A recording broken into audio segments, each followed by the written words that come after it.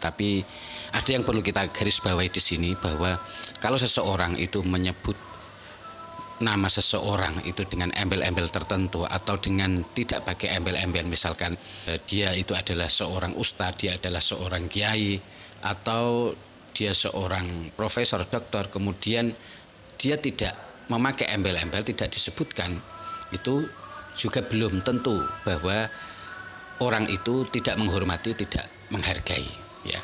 Surga itu untuk orang-orang yang bertakwa, walaupun dia budak dari bangsa Habsyi. Dan neraka itu untuk orang-orang ahli maksiat, walaupun dia Sayyid Quraisy Bani Hashim. Kemarin saya telah mengundang Rommel. Saya telah mengundang Rommel.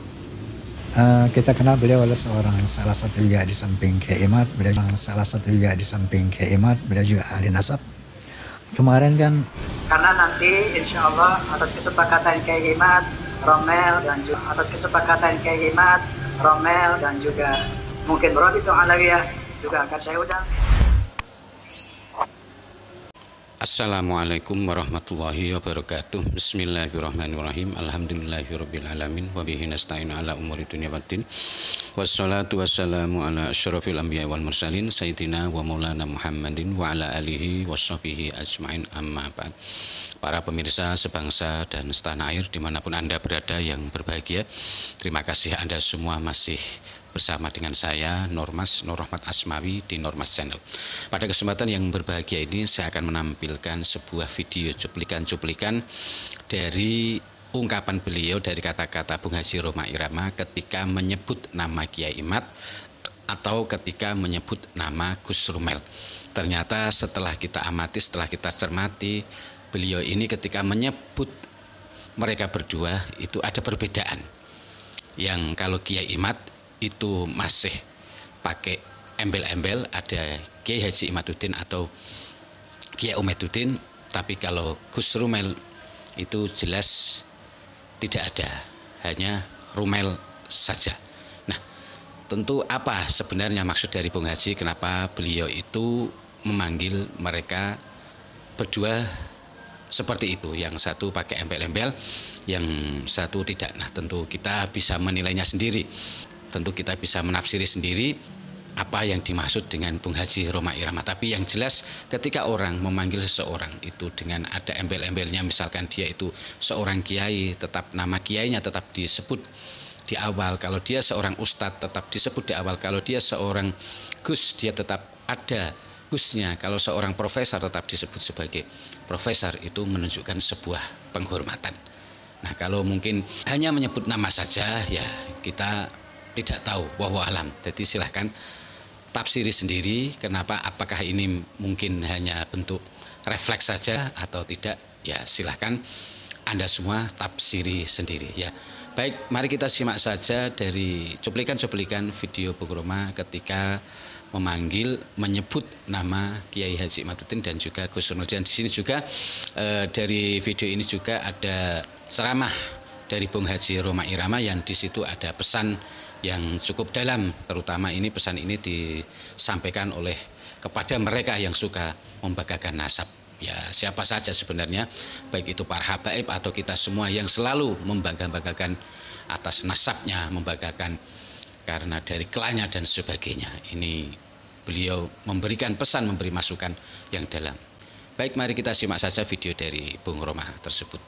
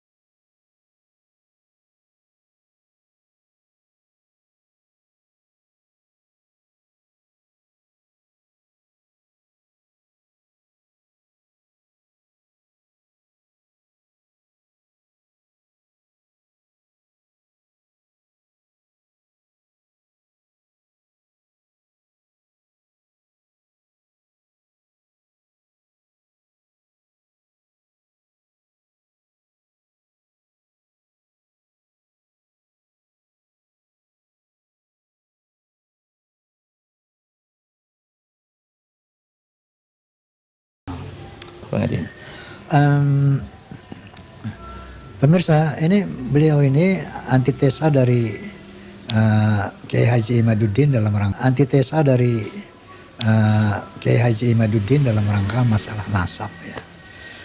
Nah, tentunya dalam hal ini kita semua umat Islam khususnya ya harus hati-hati menyikapi masalah nasab ini. Kalau enggak hati-hati ya bisa kacau beliau ya. Naudzubillah min dzalik.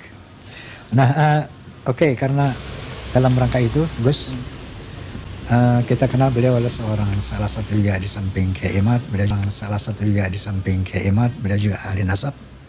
Kemarin kan barangkali sedikit kita ungkit mengenai podcastnya kemarin, khususnya dengan Guru Gembul.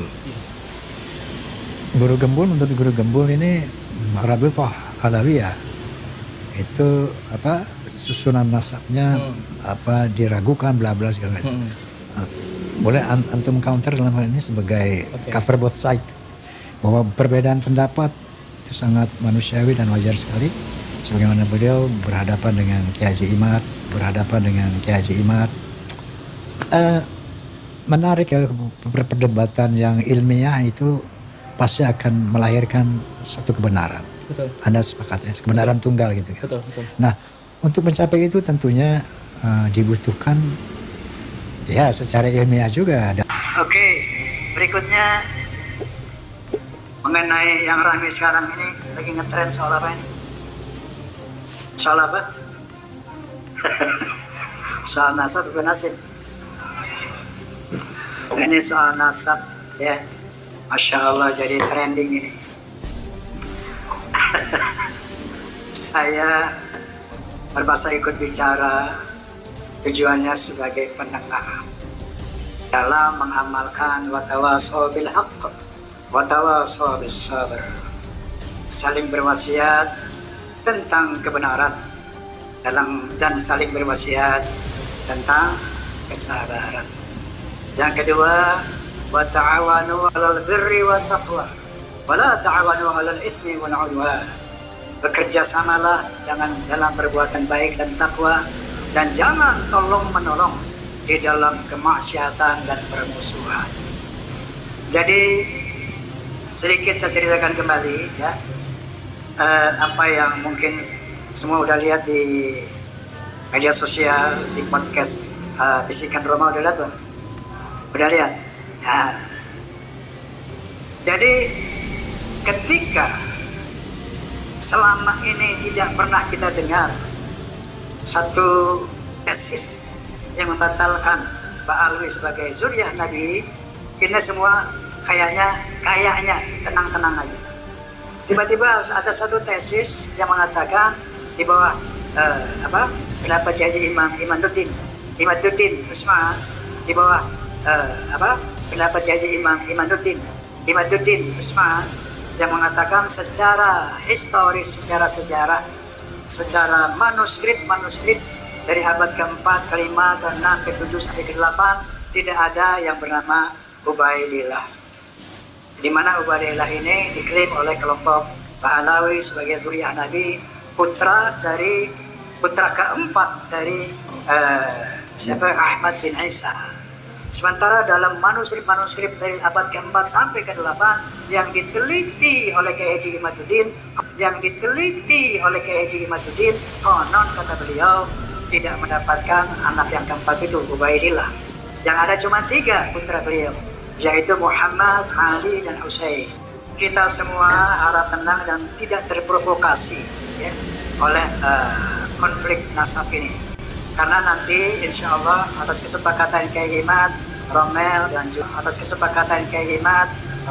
dan juga mungkin Rabithah Alawiyah juga akan saya undang Habib Taufik, insya Allah segaf akan saya undang untuk berbicara di podcast saya agar ada berita yang seimbang. Nanti insya Allah kita akan sepakati untuk duduk bersama dan dimediasi oleh pihak yang netral, sivitas akademika misalnya. Nanti beliau akan memohon kepada universitas mana yang bersedia memediasi ini. Tentu dengan para ahli, profesor ahli dan sebagainya, ahli sejarah dan ahli genetika tentunya. Nanti mungkin di situ akan menentukan endingnya seperti apa. Namun apapun hasilnya nanti, tetap jaga persaudaraan para muhibbin, gak usah berhenti mencintai Habib. Seperti saya sering katakan di podcast saya, itu yang namanya Habib Rizik Syihab, kemudian Habib Ali Kuita, Habib ini, semua sahabat-sahabat saya. Masya Allah, dengan adanya ini terus terang saya merasa sedih. Tapi apa buat? Hal ini harus dikelirkan, dijelaskan. Ya, jadi walaupun nanti hasilnya mereka bukan turunan Nabi, tetap kita akan jaga persahabatan itu. Kenapa? Karena di akhirat nanti bukan dari nasab inilah ukuran keselamatan seseorang. Karena Allah SWT berfirman, Inna akramakum indallahi atqakum. Sesungguhnya ketinggian derajatmu di sisi Allah takwamu, bukan nasab. Yarfa'illahu alladhina amanu minkum walladhina utul ilma darajat. Allah akan mengangkat derajat orang yang berilmu, pengetahuan dan beriman di atas orang-orang yang tidak berilmu dan tidak beriman. Jadi ukuran kemuliaan di sisi Allah adalah iman, takwa dan ilmu, bukan dari nasab. Bahkan Nabi SAW sendiri bersabda, Al-jannatu lil muttaqina walau kana 'abdan habasyian, wan naru lil 'asina walau kana sayyidan quraisyan hasyimiyan. Surga itu untuk orang-orang yang bertakwa walaupun dia budak dari bangsa Habsyi, dan neraka itu untuk orang-orang ahli maksiat walaupun dia Sayyid Quraisy Bani Hashim.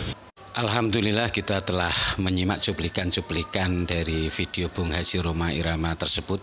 Tapi ada yang perlu kita garis bawahi di sini, bahwa kalau seseorang itu menyebut nama seseorang itu dengan embel-embel tertentu atau dengan tidak pakai embel-embel, misalkan dia itu adalah seorang ustadz, dia adalah seorang kiai, atau dia seorang profesor, doktor, kemudian dia tidak memakai embel-embel, tidak disebutkan, itu juga belum tentu bahwa orang itu tidak menghormati, tidak menghargai, ya. Atau bisa disebut orang itu kurang menghargai atau kurang menghormati, belum tentu juga, karena ini bisa saja dalam bentuk refleks ucapan seseorang. Namanya refleks, kita juga tidak tahu, karena di samping itu karena mungkin seseorang itu, misalkan kayak Bung Haji Rhoma ini, tidak terbiasa ketika memanggil Gus Romel dengan mengikut sertakan ada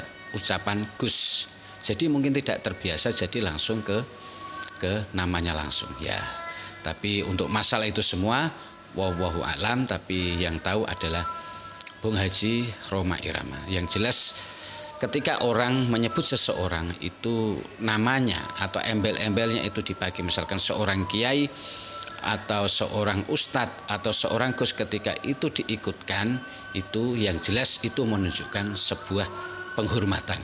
Tapi kalau yang tidak diikutkan, misalkan hanya Imat saja atau Romel saja, itu apakah itu sebuah kurang menghormati atau tidak, itu kita tidak tahu. Yang tahu adalah orangnya yang mengucapkan. Jadi silahkan Anda menafsiri sendiri, silahkan Anda menilai sendiri. Ya, saya kira cukup sekian, semoga ini bermanfaat untuk kita semua. Mohon maaf atas segala kesalahan dan kekurangan. Wabillahi taufiq wal hidayah wal afu minkum. Wassalamualaikum warahmatullahi wabarakatuh.